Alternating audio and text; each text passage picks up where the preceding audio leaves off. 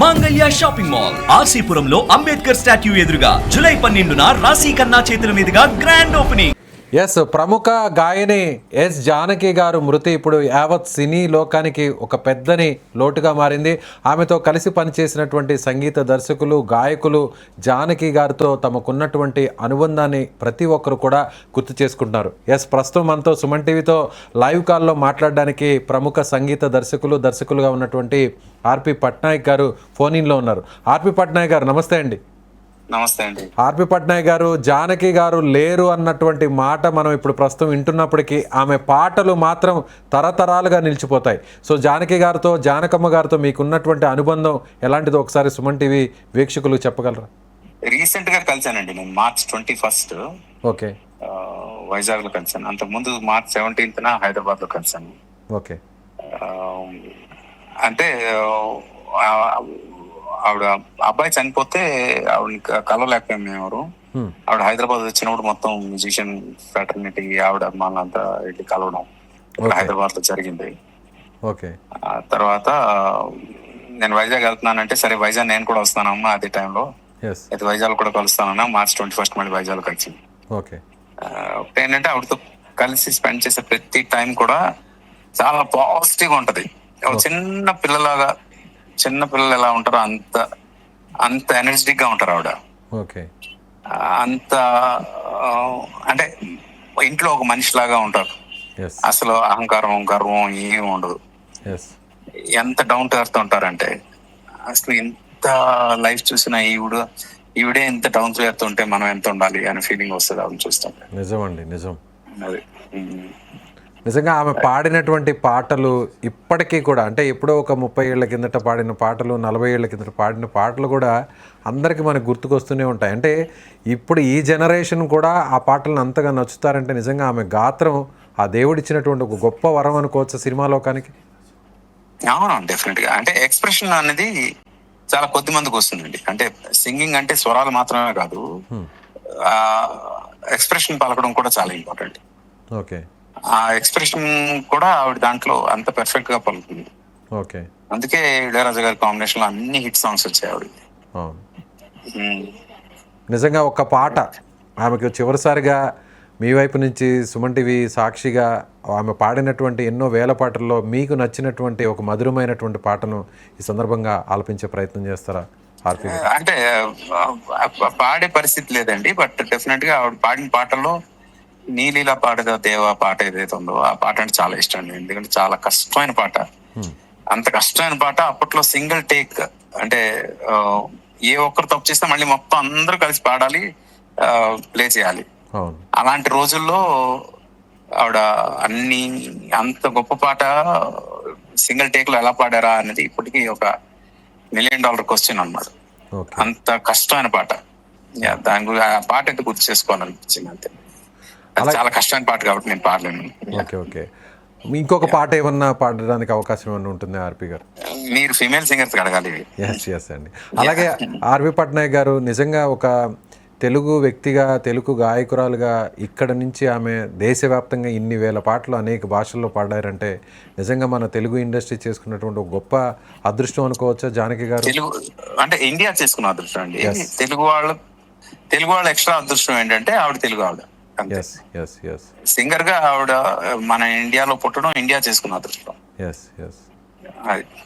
నిజంగా ఆ జనరేషన్కి ఇప్పుడున్న జనరేషన్కి చాలా గ్యాప్ ఉంటుంది, కానీ వాళ్ళకున్న డిసిప్లైన్, అలాగే వాళ్ళకున్నటువంటి నిజంగా ఆ యాటిట్యూడ్ కానీ ఎక్కడైనా కూడా ప్రతి విషయంలో అంత రెస్పెక్ట్గా ఉంటారు. చిన్నవాళ్ళైనా పెద్దవాళ్ళైనా అన్ని వేల పాటలను పాడగలిగారంటే వాళ్ళకి వీళ్ళకున్న తేడాని ఏం చెప్పదలుచుకున్నారు?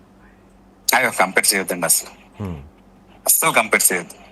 ఎందుకంటే మొన్న మేము సింగర్స్ అందరం వెళ్ళి కలిసాం కదా March 17న ఆవిడని హైదరాబాద్ లో. ఎంతమంది సింగర్స్ వెళ్ళామో, ఎంతమంది ఆవిడని కలవడానికి వచ్చారు, అందరికి ఆవిడ 500, 1000 రూపాయలు ఇచ్చారు. ఎంతమంది వెళ్తే అంతమంది గుర్తుగా, అసలు ఆమె గుర్తుగా. అంటే ఆవిడకి మేము ఇవ్వాలి, అలాంటిది ఆవిడ మాకు ఇచ్చారు. అది పరిస్థితి. ఓకే. అలాగే చిన్నపిల్ల వాయిస్తో ఆ గాత్రాన్ని ఆలపించడం, మిక్స్డ్ మిమిక్రీతో ఆ పాటలోనే రావడం, ఒకేసారి ఒకే పాటలో 5-6 గొంతులను కలిపి పాడడం, సో ఇదంతా కూడా ఎవరికి రాదు, అది కేవలం ఒక జానకమ్మ గారికి. అంతేకాకుండా ఆ గొంతులు మారుస్తూ ఎక్స్ప్రెషన్స్ మారుస్తూ రకరకాల ఎక్స్ప్రెషన్స్ గొంతులో పలికిస్తున్నా ఫేస్ లో మాత్రం ఎలాంటి ఎక్స్ప్రెషన్ మారదు. అది ఇంకా ప్రత్యేకం. ఓకే. మామూలుగా మనం ఎక్స్ప్రెషన్ మార్చినప్పుడు ఫేస్ లో ఆటోమేటిక్ ఎక్స్ప్రెషన్ వచ్చేస్తుంది కదా, కానీ ఆవిడ ఫేస్ లో ఒకటే ఎక్స్ప్రెషన్ ఉంటుంది, గొంతు మాత్రం ఎన్ని లక్షల ఎక్స్ప్రెషన్స్ అయినా పలికేస్తుంది. ఓకే.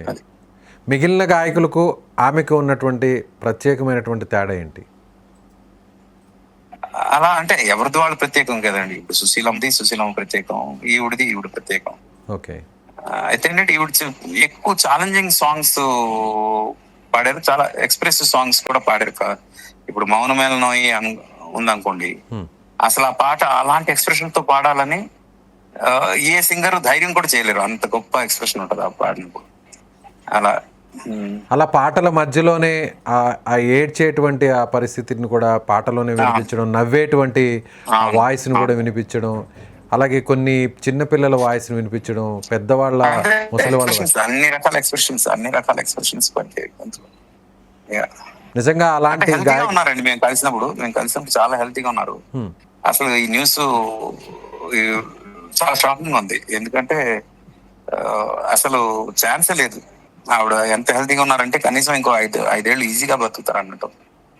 అంత కలిసి 3 నెలలు అయింది నేను. నిజంగా చివరిసారిగా ఆమె చెప్పినటువంటి మాట ఏదైనా గుర్తుందా? ఆమె చివరిసారిగా మీతో మాట్లాడినప్పుడు కొన్ని సజెషన్స్ ఇచ్చేటువంటి టైంలో ఆమె ఏ విధంగా ఈ జనరేషన్ లో ఉన్నటువంటి సింగర్స్ కి, మ్యూజిక్ డైరెక్టర్స్ కి ఆవిడ నేను చేసిన భగవద్గీత రెగ్యులర్ గా వింటారంటే అండి, అది పర్టికులర్ గా చెప్పారు. మీ భగవద్గీత ఎంత బాగుందో నేను ఎన్నిసార్లు వింటాను, నాకు చాలా ఇష్టం మీ భగవద్గీత వినాలంటే అన్నారు. అది అంతకన్నా అదృష్టం ఇంకేమని చెప్పండి. మిమ్మల్ని పేరు పెట్టి అభిమానంగా పిలిచేవాళ్ళ? చాలా చాలా. అసలు మా ఇంటికి వచ్చారు, ఇంట్లో కూడా అందరినీ సొంత ఇంటి మనుషులాగా, మా ఇంట్లో ఒక మనిషిలాగా కలిసిపోయారు. చాలా కొన్ని గంటలు కూర్చొని అందరితో స్పెండ్ చేసిన టైం ప్రతిది కూడా చాలా గొప్ప ఫీలింగ్.